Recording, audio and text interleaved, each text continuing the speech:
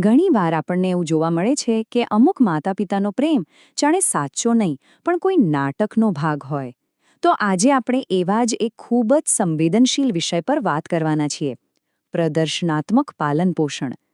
ચાલો એ સમજવાની કોશિશ કરીએ કે જ્યારે પ્રેમ ફક્ત એક દેખાડો બની જાય ત્યારે એની પાછળની અસલિયત શું હોય છે.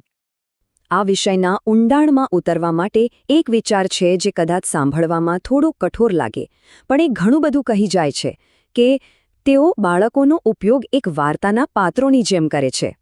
આ એક જ વાક્ય એ દુઃખદ વાસ્તવિકતા તરફ ઇશારો કરે છે, જ્યાં બાળકોને પ્રેમ આપવાને બદલે પોતાની છબી સુધારવાના એક સાધન તરીકે જોવામાં આવે છે. તો ચાલો આ નાટકનો પહેલો પડદો ઉઠાવીએ.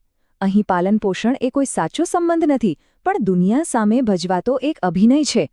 દરેક કામ, દરેક શબ્દ બધું જ પ્રેક્ષકો માટે હોય છે, બાળકની ખુશી માટે નહીં. બધું જ માત્ર બીજાને પ્રભાવિત કરવા માટે જ થતું હોય છે. અને ખબર છે, આ અભિનયના અમુક ચોક્કસ લક્ષણો પણ હોય છે, જાણે કોઈ ચેકલિસ્ટ જ ના હોય. જેમ કે સરસ ફોટા પડાવવા હોય ત્યારે જ હાજર રહેવું, સ્કૂલના મોટા ફંક્શનમાં દેખાડો કરવો, મતલબ કે આ ભૂમિકા ભજવવા માટે હંમેશા કોઈક જોનારું તો જોઈએ જ. અને સૌથી ખરાબ વાત, જ્યારે દલીલ થાય ત્યારે પ્રેમને એક હથિયાર બનાવીને ચલાવવામાં આવે. આ બધું ત્યારે જ થાય છે જ્યારે દુનિયા જોઈ રહી હોય. તો આ બધી વાતનો સાર શું નીકળે? સાવ સીધીને સટ વાત છે. આ પ્રેમ છે જ નહીં, આ તો પોતાની છબીને બચાવવાની એક કળા છે, એક પ્રકારનું ઇમેજ મેનેજમેન્ટ. અહીં બધી મહેનત બાળકના ભલા માટે નહીં પણ પોતાની વાહવાહી માટે થઈ રહી છે. તો સવાલ એ થાય કે સાચા માતા-પિતા કેવા હોય, જે ખરેખર પોતાના બાળકના રક્ષક હોય છે.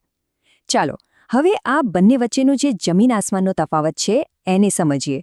એક બાજુ છે અભિનેતા અને બીજી બાજુ છે રક્ષક. અહીં તફાવત એકદમ સ્પષ્ટ છે.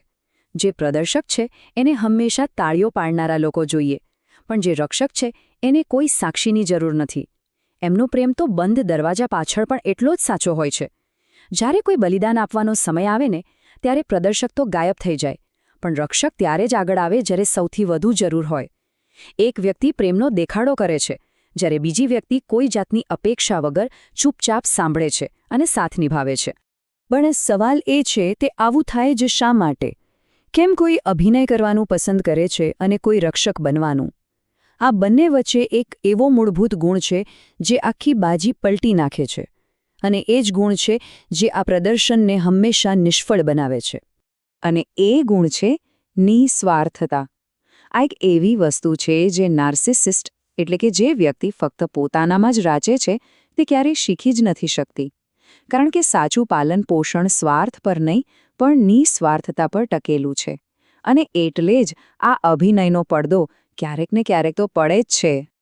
સારું, તો હવે વિચારો કે જ્યારે કોઈ આ નાટકની પાછળની હકીકત જોઈ લે ત્યારે શું થાય?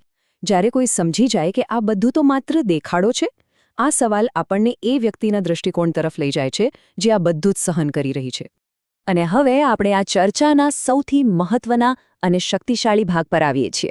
અહીં આપણે એ સમજીશું કે રક્ષણ કરવામાં કેટલી તાકાત હોય છે અને કેવી રીતે મુશ્કેલ હોવાનો જે આરોપ લાગે છે એ વાસ્તવમાં એક સન્માનની વાત છે. અને આ જ કારણ છે કે તેઓએ તમને મુશ્કેલ કહ્યા.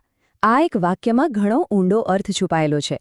કોઈને મુશ્કેલ એટલા માટે નથી કહેવાયું કે એમનામાં કોઈ ખામી છે, પણ એટલા માટે કે એમણે નાટક પકડી પાડ્યું.